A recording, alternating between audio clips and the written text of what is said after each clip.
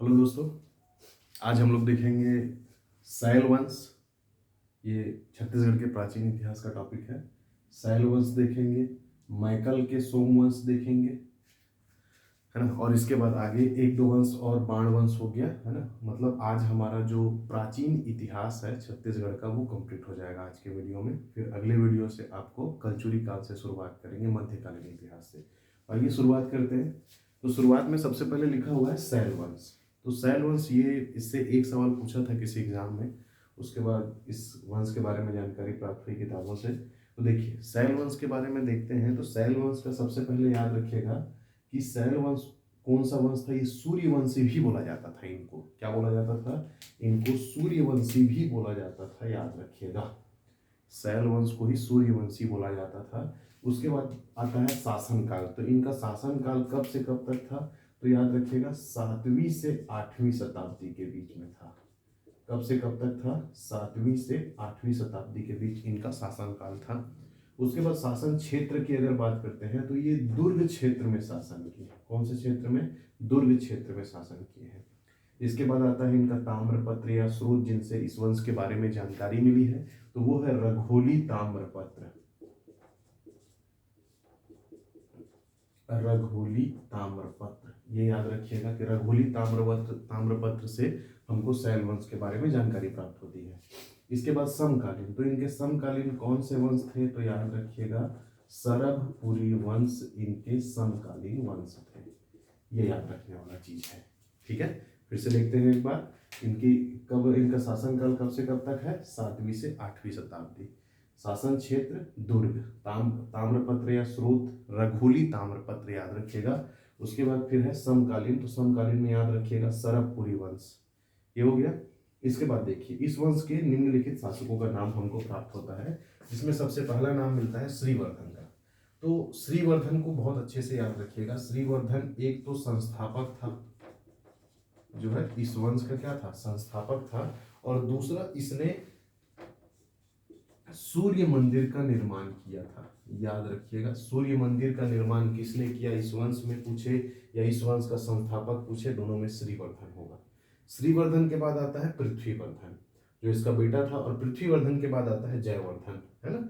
तो श्रीवर्धन का बेटा पृथ्वीवर्धन, पृथ्वीवर्धन का बेटा जयवर्धन। इस तरह से ये शासन अल्प समय के लिए हमारे छत्तीसगढ़ में यहाँ पे शासन किए थे। इसको याद रखिएगा। तो जैसे इसको याद कैसे रखना है? जैसे किसी भी काम का हम लोग शुरुआत करते हैं तो उसको क्या बोलते हैं मुहावरे की श्रेणी में? श्री गणेश करना। श्री गणेश करना, तो श्री गणेश, श्री गणेश का मतलब शुरुआत। तो श्रीवर्धन याद रखिएगा। उसके बाद फिर पृथ्वीवर्धन, फिर जयवर्धन, ठीक है, ये याद हो गया। इसके बाद फिर आगे चलते हैं मैकल के सोमवंश। तो मैकल के सोमवंश में याद रखिएगा इनका शासन काल। तो मैकल के सोमवंश में इनका शासन काल था 5वीं से 6वीं शताब्दी के बीच में। 5 से 6 के बीच में। इनका कितना था? 7 से 8 के बीच में। इनका है 5 से 6 के बीच में, ठीक। उसके बाद फिर शासन क्षेत्र की अगर बात करते हैं तो मैकल, तो मैकल कौन से क्षेत्र में आता है? अमरकंटक क्षेत्र में आता है, याद रखिएगा। मैं इसको नक्शे से भी बताऊंगा आपको। अमरकंटक क्षेत्र में इन लोग शासन किए, इसको अच्छे से जानिएगा। इसके बाद फिर स्रोत की बात करते हैं तो इस वंश की जानकारी हमको मल्हार ताम्रपत्र। कौन सा ताम्रपत्र? मल्हार ताम्रपत्र। और ये मल्हार ताम्रपत्र किसका है? सूरबल का मल्हार ताम्रपत्र जो है, इससे हमको इस वंश के बारे में जानकारी प्राप्त होती है, ठीक। उसके बाद फिर शासकों को देखते हैं। तो शासकों में याद रखिएगा सबसे पहले नंबर में आता है जयबल, ठीक। इसके बारे में सिर्फ इतना याद रखना है, वो इस वंश का संस्थापक था, ठीक। जयबल क्या हो गया? संस्थापक हो गया, है ना, ये हो गया। इसके बाद फिर वत्सबल के बारे में कुछ याद नहीं रखना है। फिर आता है नागबल। तो नागबल के बारे में याद रखना है, इसने महाराज की उपाधि धारण की थी। नागबल ने कौन सी उपाधि धारण की थी? महाराज की उपाधि धारण की थी। उसके बाद आता है भरतबल। तो भरतबल का एक ताम्रपत्र प्राप्त हुआ है, बम्हनी ताम्रपत्र, ये याद रखिएगा। कौन सा ताम्रपत्र प्राप्त हुआ है? बम्हनी ताम्रपत्र। ब से बम्हनी, ब से भरतबल। इंग्लिश में अगर लिखेंगे तो बी ऐसे शुरुआत होता है भ का भी, तो याद रखिएगा भरतबल का क्या है? बम्हनी ताम्रपत्र है। और सूरबल का क्या है? तो सूरबल का भी याद रखिएगा। सूरबल का है आपका, सूरबल का है मल्हार ताम्रपत्र, जो हम लोग यहाँ पे देखे हैं ना, यही वाला, ये मल्हार ताम्रपत्र।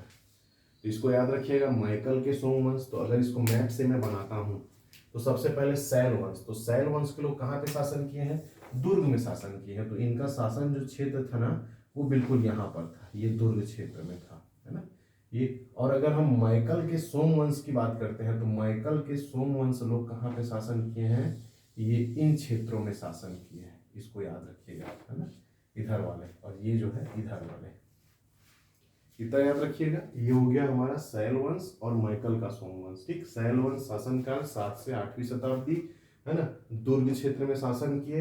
रघुली ताम्रपत्र से इनकी जानकारी प्राप्त होती है। सरकपुरी वंश के समकालीन थे।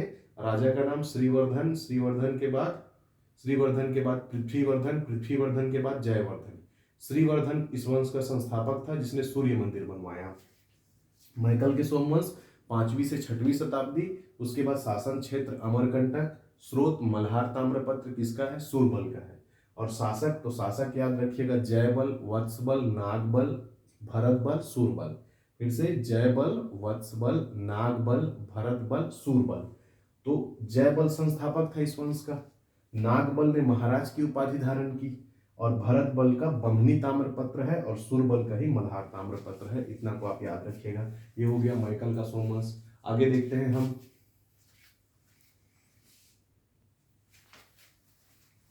आइए दोस्तों अब हम बात करते हैं उड़ीसा के सोमवंश के बारे में। अब उड़ीसा के सोमवंश बोले या कलिंग के सोमवंश बोले, एक ही मतलब है। अगर कलिंग के सोमवंश भी लिखा रहेगा तो भी आपको इसी को आंसर लेना है, यही है उड़ीसा के सोमवंश। अब इसके बारे में देखते हैं, तो सबसे पहले इस वंश के बारे में देखते हैं। तो इस वंश के शासक लोग 2 उपाधि मुख्य रूप से धारण करते थे। वैसे तो बहुत सारा उपाधि धारण करते थे, लेकिन 2 उपाधि मुख्य रूप से कौन कौन सा धारण करेंगे, तो एक तो जिसका उल्लेख आपको मिल जाएगा त्रिकलिंगाधिपति। कौन सा उपाधि, त्रिकलिंगाधिपति। तो मैं यहाँ पे थोड़ा सा बता देता हूँ, त्रिकलिंगाधिपति, त्रिकलिंगाधिपति। त्रिकलिंगाधिपति का मतलब होता है 3 क्षेत्रों के विजेता। और वो 3 क्षेत्र कौन कौन से थे, ये 3 क्षेत्र थे कलिंग, उत्कल और कोसल। ठीक, तो 3 क्षेत्रों के ये विजेता थे, 3 क्षेत्रों पे ये शासन करते थे, कलिंग क्षेत्र में, उत्कल क्षेत्र में, कोसल क्षेत्र में।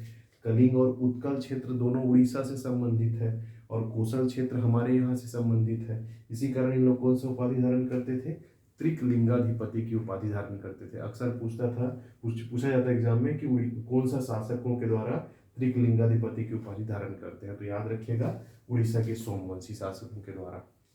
दूसरी बात, यहाँ पे कोसल है, तो कोसल क्षेत्र में शासन करते थे, साथ ही साथ इन दोनों के अलावा कोसल क्षेत्र में भी शासन करते थे। इसीलिए इन लोग एक और उपाधि धारण करते हैं, कोसलेंद्र, कोसलेंद्र उपाधि। तो 2 उपाधि याद रखिएगा इनका, है ना, एक त्रिकलिंगाधिपति की उपाधि याद रखिएगा, दूसरा कोसलेंद्र की उपाधि याद रखिएगा जो इन लोग धारण करते हैं। ये बहुत महत्वपूर्ण है। आइए अलग अलग राजाओं के बारे में देखते हैं। तो इस वंश के संस्थापक हैं शिवगुप्त। शिवगुप्त इस वंश के संस्थापक हैं, और इसी के समय में त्रिपुरी के कलचुरी शासक किसका आक्रमण हुआ था, मुग्धतुंग का आक्रमण हुआ था। याद रखिएगा, ये बहुत महत्वपूर्ण फैक्ट है ना। शिवगुप्त संस्थापक हैं इस वंश के, है ना। कम से कम पहले अंतिम और शुरू को जानना है। तो पहला क्या है, शिवगुप्त संस्थापक, कर्णकेसरी अंतिम शासक। तो याद रखना शिवगुप्त संस्थापक, और इसके शासनकाल में त्रिपुरी के कलचुरी राजा मुग्धतुंग का आक्रमण हुआ था।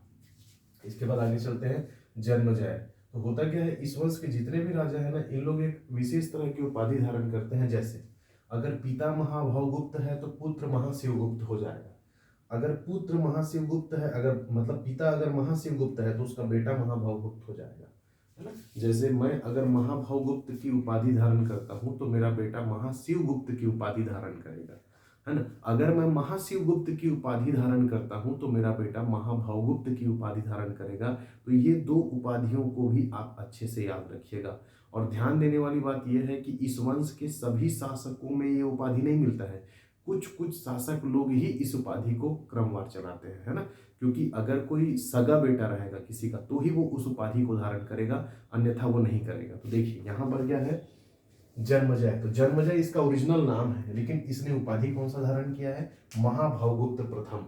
तो ये क्रम भी आपको याद होना चाहिए। शिवगुप्त के बाद जन्मजय, जन्मजय के बाद ययाति, ययाति के बाद भीमरथ, भीमरथ के बाद धर्मरथ, धर्मरथ के बाद नहुस, नहुस के बाद इंद्ररथ, फिर चंडीहर, ययाति, उद्योग केसरी, कर्ण केसरी। ये क्रम याद होना बहुत जरूरी है, क्योंकि आजकल ऐसे ही थोड़ा सवाल जो है श्रेणी जो चेंज हो गया है, पहले टाइप से नहीं पूछ रहा है सवाल आजकल, है ना। तो आपको ये पता होना चाहिए, कुछ नहीं तो राजाओं का क्रम याद रखिए आप, पहले राजा अंतिम राजा। तो पहला राजा कौन है? शिवगुप्त है। शिवगुप्त के बाद क्या याद रखना है? शिवगुप्त के बाद आएगा जन्मजय, जन्मजय के बाद ययाति, ययाति के बाद, ययाति के बाद आएगा भीमरथ, भीमरथ देखो तीन तो ऐसे ही याद हो जाएगा, है ना। ये तीनों को शुरुआत के बस मेहनत करके याद कीजिए, शिवगुप्त, शिवगुप्त, जन्मजय और ययाति, फिर भीमरथ, धर्मरथ, नहुस और इंद्ररथ। भीमरथ, धर्मरथ, नहुस और इंद्ररथ, ये चारों एक साथ याद रखिए, ये तीनों एक साथ याद रखिए, शिवगुप्त, जन्मजय, ययाति, भीमरथ, धर्मरथ, नहुस, इंद्ररथ। उसके बाद फिर क्या है? चंडीहर ययाति, है ना। ये ययाति था, ये चंडीहर ययाति है, या केवल चंडीहर के नाम से भी आप याद रख सकते हो, है ना, चंडीहर। उसके बाद उद्योग केसरी और कर्ण केसरी, तो केसरी केसरी वाला अंतिम में याद रखना है, तो ये थोड़ा ध्यान देने वाली बात है। तो आइए अब इंडिविजुअली राजाओं को देखते हैं। तो शिवगुप्त के बारे में देखिए, यह शिवगुप्त संस्थापक था और त्रिपुरी के कलचुरी शासक मुग्धतुंग का इसके शासनकाल में आक्रमण हुआ। इसके बाद फिर देखिए जन्मजय। तो जन्मजय के बारे में बताया कि इसने त्रिकलिंगाधिपति की उपाधि सबसे पहले धारण की थी। सवाल पूछेगा त्रिकलिंगाधिपति की उपाधि कौन से वंश के शासक करते हैं? तो उड़ीसा के सोमवंश। इस उपाधि को इस वंश के कौन से शासक ने सर्वप्रथम ग्रहण किया था? तो जन्मजय महाभावगुप्त प्रथम ने। ठीक, ये हो गया। अब ये जन्मजय महाभावगुप्त प्रथम है, तो इसका बेटा कौन होगा? महाशिवगुप्त प्रथम। कौन है उसका बेटा? ययाति। तो ययाति की उपाधि क्या हो गई? एक ठो महाशिवगुप्त प्रथम। ययाति के बाद आया भीमरथ, तो भीमरथ क्या हो जाएगा? महाभावगुप्त द्वितीय। भीमरथ के बाद आया क्या? भीमरथ के बाद आया धर्मरथ, उसका बेटा, तो धर्मरथ क्या हो जाएगा? महाशिवगुप्त द्वितीय। फिर नहुस, तो नहुस क्या है? नहुस जो है महाभावगुप्त तृतीय है, लेकिन इंद्ररथ ने ऐसा कोई उपाधि धारण नहीं किया था, है ना। अब इसके बाद फिर सीधा आता है चंडीहर, तो चंडीहर का क्या है? महाशिवगुप्त तृतीय। ठीक, उसके बाद फिर आता है उद्योग केसरी, उद्योग केसरी है महाभावगुप्त चतुर्थ। ये आपको पता होना चाहिए, बहुत जरूरी है, कठिन है लेकिन थोड़ा मेहनत करिएगा, एक आध दो बार पढ़िएगा, ऑटोमेटिक क्लियर हो जाएगा लिख लिख के याद करने से, है ना। चलिए, शिवगुप्त हो गया, जन्मजय हो गया, जन्मजय के बाद अब ययाति की बात करते हैं। तो ययाति का उपाधि क्या है? महाशिवगुप्त प्रथम। अब ययाति ने क्या किया? ययाति ने एक नगर था विनीतपुर नाम का, उसको अपने नाम से बसा लिया, ययाति नगर। तो आपसे पूछेगा ययाति नगर की स्थापना किसने की? तो आप चुपचाप लगाइए क्या? ययाति। सरल है ना। उसके बाद इसने संपूर्ण उड़ीसा को जीता, याद रखिएगा, ययाति ने संपूर्ण उड़ीसा को जीता और विनीतपुर को ययाति नगर बनाया। इसके बाद आते हैं भीमरथ। तो भीमरथ के बारे में याद रखना है, इसके शासन काल में त्रिपुरी के कलचुरी शासक लक्ष्मण राज द्वितीय का आक्रमण होता है। देखो, मुग्धतुंग का आक्रमण हुआ शिवगुप्त के समय में, इनकी दुश्मनी थी, कलचुरियों के साथ अक्सर इनका संघर्ष जारी रहता था। जैसे हम लोगों ने पूरे प्राचीन इतिहास में देखा है कि वाकटक और नल वंश का आपसी संघर्ष होता रहता है, उसी प्रकार इनका भी जो संघर्ष है वो लगातार चलते रहता है, कलचुरी वर्सेस उड़ीसा के सोमवंश। तो लक्ष्मण राज द्वितीय ने किसके समय में आक्रमण किया? भीमरथ के समय में आक्रमण किया। भीमरथ कौन है? तो पता होना चाहिए, भीमरथ कौन है? महाभावगुप्त द्वितीय। ये देखिए, महाभावगुप्त द्वितीय। ठीक, उसके बाद फिर इसको कुछ कुछ बोला जाता था, जैसे पृथ्वी का भूषण, इसके लिए एक शब्द इस्तेमाल किया है भीमरथ के लिए, पृथ्वी का भूषण और कली का कल्प वृक्ष। इसको याद रखिएगा, पृथ्वी का भूषण और कली का कल्प वृक्ष किसके लिए इस्तेमाल किया गया है? भीमरथ के लिए इस्तेमाल किया गया है। इसके बाद फिर आ जाइए धर्मरथ। धर्मरथ को बोला जाता है दूसरा परशुराम। क्या बोला जाता है? दूसरा परशुराम बोला जाता है धर्मरथ को। और कौन से शिलालेख में? ब्रह्मेश्वर मंदिर के शिलालेख में इसको दूसरा परशुराम कहा जाता है, इसको याद रखिएगा। फिर बात करते हैं इसके राजमुद्रा के बारे में। तो इसके राजमुद्रा में कमल पे बैठी हुई लक्ष्मी का अंकन है। दो चीज याद रखना है भीमरथ के बारे में, सॉरी धर्मरथ के बारे में, है ना, कि दूसरा परशुराम किसमें कहा गया? ब्रह्मेश्वर मंदिर शिलालेख में। उसके बाद इसके राजमुद्रा में कमल को कैसे दर्शाया गया, सॉरी लक्ष्मी माता को कैसे दर्शाया गया है? कमल पर बैठे हुए। कमल पे ही तो बैठे रहती है लक्ष्मी माता, इसमें कोई नई बात तो है नहीं, है ना, इसको याद रखिएगा। अब इसके बाद आ जाइए नहुस के बारे में। तो नहुस के बारे में कुछ नहीं जानना है। फिर आता है इंद्ररथ। तो इंद्ररथ के बारे में इतना याद रखना है कि इसने कोई उपाधि उपाधि कुछ ऐसा इसमें लगाना नहीं है, महाभौगुप्त या महाशिवगुप्त वाला, है ना। तो ये इसके समय में कलचुरियों का आक्रमण होता है, भोज का आक्रमण होता है, परमार का आक्रमण होता है और चोल का आक्रमण होता है, और जो इस वंश के बहुत सारे क्षेत्र को छीन लेते हैं। उसको फिर वापस लाने का काम कौन करता है? उसको वापस लाने का काम करता है ना, ये वापस जीतता है इन्हीं क्षेत्रों को, ये वापस जीतता है। कौन जीतता है वापस? चंडीहर ययाति जो है, ठीक। उसके बाद उद्योग केसरी, उद्योग केसरी के बाद कर्ण केसरी। तो इस तरीके से याद रखिएगा, मैं बार बार बता रहा हूँ, क्रम को याद रखिएगा। शिवगुप्त, शिवगुप्त के बाद क्या होगा? शिवगुप्त के बाद जन्मजय, जन्मजय के बाद ययाति, ययाति के बाद, ययाति के बाद क्या है? भीमरथ, धर्मरथ, नहुस, इंद्ररथ, यहां तक हो गया। इंद्ररथ के बाद चंडीहर, चंडीहर के बाद उद्योग केसरी, कर्ण केसरी। एक बार फिर से बोलते हैं, है ना। शिवगुप्त, शिवगुप्त के बाद जन्मजय, जन्मजय के बाद ययाति, ये तीनों को एक साथ याद रखना है। शिवगुप्त, जन्मजय, ययाति, है ना। ययाति के बाद रथ वाला है तो भीमरथ, धर्मरथ, नहुस और इंद्ररथ। भीमरथ, धर्मरथ, नहुस और इंद्ररथ, ये हो गया। इसके बाद फिर क्या है? चंडीहर ययाति, उद्योग केसरी और कर्ण केसरी, ये हो गया। उपाधि की बात करेंगे तो जन्मजय, जन्मजय जो है महाभौगुप्त प्रथम, तो ययाति क्या होगा? महाशिवगुप्त प्रथम। भीमरथ क्या होगा? महाभौगुप्त द्वितीय। तो धर्मरथ क्या होगा? महाशिवगुप्त द्वितीय। नहुस क्या होगा? महाभौगुप्त तृतीय। इंद्ररथ कुछ नहीं होगा। फिर क्या होगा? चंडीहर, चंडीहर क्या होगा? चंडीहर होगा महाशिवगुप्त तृतीय। उसके बाद फिर उद्योग केसरी क्या होगा? उद्योग केसरी होगा आपका महाभौगुप्त चतुर्थ। ये चंडीहर ययाति महाशिवगुप्त तृतीय, उद्योग केसरी महाभौगुप्त चतुर्थ, इसको याद रखिएगा। शिवगुप्त के बारे में देखिए, शिवगुप्त इस वंश का संस्थापक था और इसके शासन काल में कलचुरियों का आक्रमण हुआ। त्रिपुरी के कलचुरी शासक मुग्धतुंग ने आक्रमण किया। उसके बाद याद रखना जन्मजय महाभौगुप्त प्रथम के बारे में, इसने त्रिकलिंगाधिपति की उपाधि सबसे पहले धारण किया था। उसके बाद ययाति, ययाति ने विनीतपुर का नाम ययाति नगर किया और संपूर्ण उड़ीसा को जीत लिया। भीमरथ के बारे में याद रखना है, इसके शासन काल में त्रिपुरी के कलचुरी शासक किसका आक्रमण हुआ था? लक्ष्मण राज द्वितीय का आक्रमण हुआ था और इसे कुछ नामों से जाना जाता है, जैसे पृथ्वी का भूषण और कली का कल्प वृक्ष। किसको बोला जाता है? बोलने से भीमरथ को बोला जाता है, ठीक है।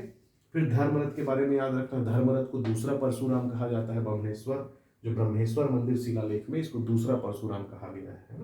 फिर इसके राज मुद्रा में लक्ष्मी माता को कमल पर विराजमान दिखाया गया है। फिर आता है नहुस, नहुस के बाद इंद्ररथ। तो इंद्ररथ के समय में कलचुरी, भोज, परमार और चोल का आक्रमण होता है और इस राज्य के कई क्षेत्रों को छीन लिया जाता है। उन क्षेत्रों को वापस लाने का काम कौन करता है? चंडीहर ययाति, ठीक। उसके बाद आता है उद्योग केसरी, उद्योग केसरी के बाद कर्ण केसरी। कर्ण केसरी जो है इस वंश का अंतिम शासक था, इसको याद रखिएगा। ये यहाँ पे समाप्त होता है हमारा उड़ीसा का सोमवंश।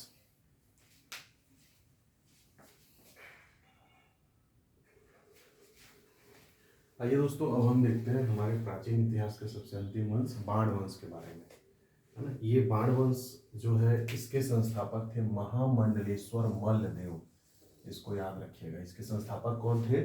महामंडलेश्वर मल्लदेव। और ये इनका शासन काल कब रहता है? तो 9वीं शताब्दी के आसपास, है ना, इनका शासन काल रहता है। 8 से 9 के बीच में, मतलब 9वीं शताब्दी, है ना, उनके बीच इनका शासन काल रहता है। राजधानी क्या रहता है? पाली, है ना। तो ये पाली इनका राजधानी रहता है, ध्यान रखिएगा। पाली कहाँ है? कोरबा जिले में है। उसके बाद फिर प्रसिद्ध शासक, तो प्रसिद्ध शासक याद रखना, इस वंश का सबसे ज्यादा प्रसिद्ध शासक हुआ कौन? विक्रमादित्य, जिसका शासन काल कब से कब तक था? 870 ईस्वी से 895 ईस्वी तक था। 870 से 895 ईस्वी, है ना। विक्रमादित्य के बारे में और एक चीज याद रखना है कि जो बाण वंश से संबंधित हमको शिलालेख प्राप्त हुए हैं, उसमें इसके लिए एक विशेष नाम मिलता है। कौन सा नाम मिलता है? जयमेव। तो कहीं पे भी जयमेव शब्द अगर आपको मिलता है, मतलब समझ जाइएगा कि वो बाण वंश के राजा विक्रमादित्य की बात हो रही है। दूसरा बात, इसने क्या किया था? तो इसने पाली के शिव मंदिर का निर्माण करवाया था। कौन से मंदिर का निर्माण करवाया था? पाली का शिव मंदिर या प्रशस्त मंदिर, ऐसा कुछ बोलता है ना। तो याद रखिएगा, वो एकमात्र शासक होगा विक्रमादित्य। शिव मंदिर है, पाली का शिव मंदिर बनवाया। और इस मंदिर का बाद में हम लोग पढ़ेंगे कि इस मंदिर का जीर्णोद्धार कौन करवाएगा? कलचुरी शासक जाजालदेव प्रथम जो है इस मंदिर का जीर्णोद्धार करवाएगा, ठीक है। उसके बाद फिर आगे चलते हैं। त्रिपुरी के कलचुरी शासक शंकरगण द्वितीय का आक्रमण हुआ था। इसके शासन काल में, बाण वंश के शासन काल में शंकरगण द्वितीय, कौन सा वंश का था? कलचुरी का शासक था ये, त्रिपुरी, कलचुरियों के त्रिपुरी शासक था ये। शंकरगण द्वितीय का आक्रमण हुआ, उसने इसको हराया और इस तरह से इस वंश की समाप्ति हो गई। तो थोड़ा सा यहाँ पे हम देखते हैं। देखिए ये है हमारा छत्तीसगढ़,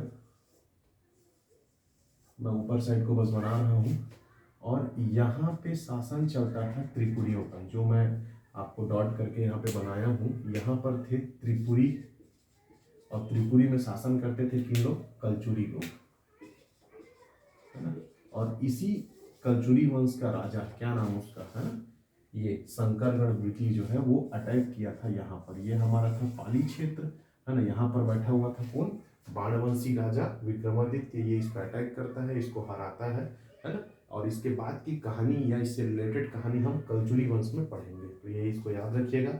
जय मेऊ, है ना, पाली का शिव मंदिर बहुत फेमस फैक्ट है, कई बार एग्जाम में पूछा है कि पाली के शिव मंदिर कौन बनाया, कौन जीर्णोद्धार किया, है ना, विक्रमादित्य के बारे में, है ना। महामंडलेश्वर मल्लदेव, 9वीं शताब्दी, पाली क्षेत्र, जय मेऊ, शंकरगण द्वितीय का आक्रमण। इन फैक्ट को अच्छे से याद रखिएगा, ठीक है। Thank you.